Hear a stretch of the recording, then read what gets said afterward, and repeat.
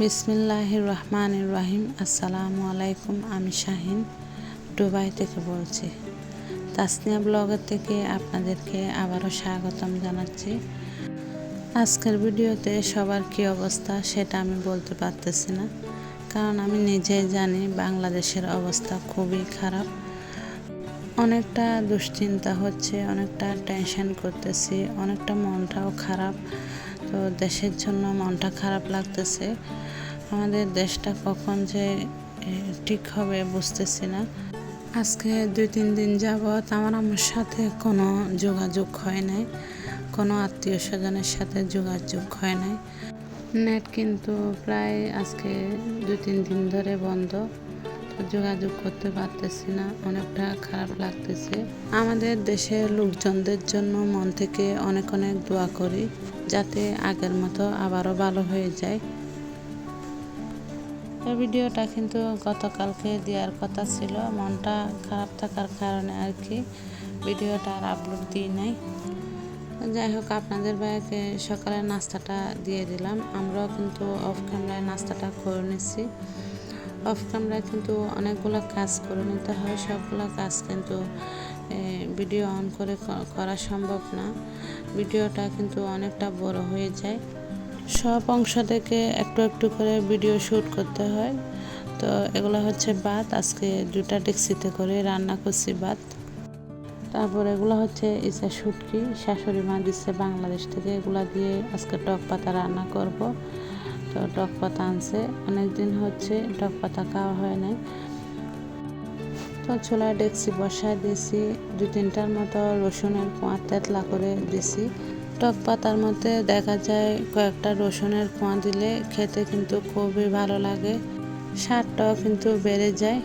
তো রসুন আর পেঁয়াজটা লাল হয়ে গেছে, দিয়ে দিলাম পরিমাণ মতো লবণ।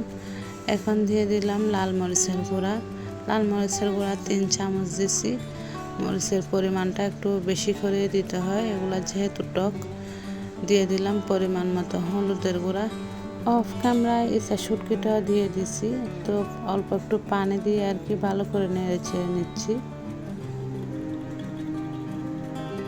এবার দিয়ে দিব পরিমাণ মতো ঝোলটা। আমার ভিডিও দেখতে দেখতে কোনো অংশ যদি আপনাদের কাছে একটু ভালো লেগে যায় তো প্লিজ একটা লাইক দিয়ে যাবেন। আর আপনি যদি আমার চ্যানেলে নতুন বন্ধু হয়ে থাকেন, চ্যানেলটি সাবস্ক্রাইব করে পাশে থাকবেন। বেল বাটনের অল অপশনটি প্রেস করে রাখবেন, এতে করে আমার ভিডিও ছাড়া মাত্র আপনার কাছে নোটিফিকেশান পৌঁছে যাবে। 3টা কাজ আপনি যদি অলরেডি করে থাকেন, আপনাকে অসংখ্য ধন্যবাদ। দেখা যায় খুব সহজে টক পাতাটা রান্না হয়ে যায়। 2-3টা ব্লক আসলে কিন্তু চুলা থেকে নামিয়ে নিব। গরমের দিনে দেখা যায় মাঝের মধ্যে আর কি টক রান্না করলে খুবই ভালো লাগে। তো আমি কিন্তু 2 বেলার জন্য রান্না করে নিয়েছি। মাছগুলা খাবে রাত্রে, তারপরে এগুলা খাবে এখন। এগুলা হচ্ছে গরুর মাংস, শুকনা গরুর মাংসগুলো আর কি। তো একটু নুন হলুদ দিয়ে একটু কালো কালো করে ফ্রাই করে নিলে খুবই মজা লাগে খেতে। সাথে ডাল সহ রান্না করছি। তো কালারটা কিন্তু এখন আসে না। এখন চুলার আঁচটা একদম ছোটো করে কিন্তু মাংসগুলো ভাজতে হবে। তো কালারটা কিন্তু একদম কালো হয়ে যাবে আর মচমচও হবে, খেতেও কিন্তু খুব ভালো লাগবে। এখন যে মাংসগুলো ফ্রাই করে নিচ্ছি সেমভাবে কিন্তু এগুলো এরকম করব, মানে ডিপ ফ্রিজে সংগ্রহণ করে রাখতেছি। তারপর যখন খাবো আর কি তখন 2টা বের করে ফ্রাই করব। এই মাংস রান্না তেমন একটা আমি ভিডিও নিই নাই, 2-3টা ভিডিও নিয়েছি।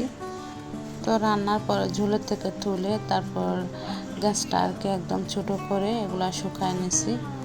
মাংস টোটাল আমি 4টা ডেকচিতে নিয়ে নিছি। তো যাই হোক, এগুলা শুকাইতে আর কি অনেকটা সময় লাগবে, প্রায় 1 দিন চলে যাবে শুকাইতে। তো এগুলা কিন্তু দুপুরে রেডি করা হয়েছে। বাঙালি বাবুর বাসায় কিছু সিঙ্গারা নিয়ে যাব, আর বাচ্চারাও বলতেছে খাবে। তো সেই জন্য ঝটপট রেডি করে নিচ্ছি সিঙ্গারা। এখানে পরিমাণ মতো কালো জিরা, তারপর পরিমাণ মতো লবণ এগুলো দিয়ে দিছি। এবার পানি দিয়ে মেখে নিচ্ছি, নর্মাল পানি দিয়ে মেখে নিচ্ছি। এখানে কিন্তু কোনো গরম পানি আমি দিই নাই বা ঠান্ডা পানি। আর আমাদের বাচ্চারা দেখা যায় মিষ্টি খাবারের চাইতে ঝাল খাবারটা ভীষণ পছন্দ করে। তো মাঝের মধ্যে বানায়, সবসময় কিন্তু বানাতে ইচ্ছে হয় না। আর গরমের মধ্যে তো জানেন কিচেনে একদম ঢুকতে ইচ্ছে হয় না। তো ডোটা ভালো করে আমি মতে নিছি। এবার একটা একটা করে লিচি কেটে নিব বানানোর জন্য। এগুলা কিন্তু আমি মেয়েকে অনেকক্ষণ ধরে কিন্তু রেস্টে রেখে দিছি, দুপুরে খাওয়া দাওয়ার পরে আর কি। তারপর এগুলা বানানোর জন্য বের করছি। লিচিটা আমি একটু লম্বা শেপ দিয়ে কিন্তু বেলে নিচ্ছি।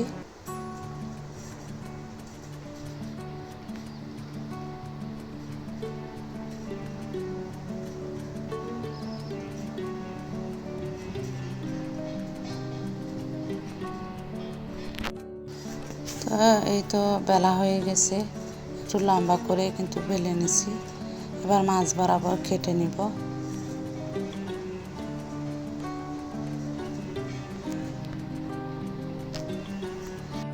সেমভাবে কিন্তু এখানে আমি আরও রুটি বেলে আর কি কেটে নিছি।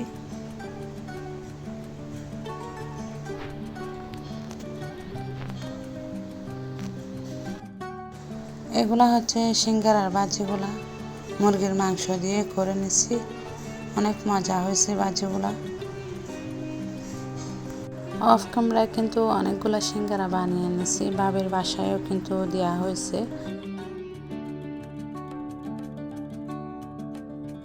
দেখা যায় যে কোনো নাস্তা বানানো বের করলে আর কি অনেকটা ঝামেলায় পড়ে যায়। বাচ্চাদেরকে যদি বলি একটু ভিডিও করতে, কিন্তু করতে চায় না বাচ্চারা। তো যাই হোক, তেলটা কিন্তু গরম হয়ে গেছে। এখানে বেশি করে আমি সিঙ্গারা দিয়ে দিছি।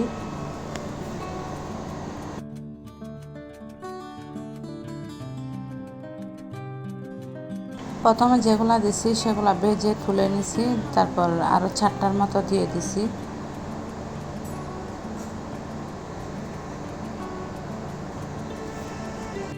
তো এগুলো একটু উল্টিয়ে পাল্টিয়ে নিচ্ছি।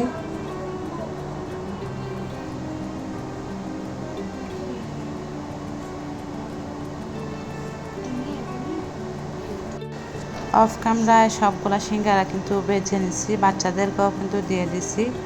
তো এখন আমরা 2 চা খাবো। এখানে শসা, তারপর টমেটো সস, মাইনাস এগুলো নিয়ে নিছি। এগুলো দিয়ে খেতে কিন্তু খুব ভালো লাগে।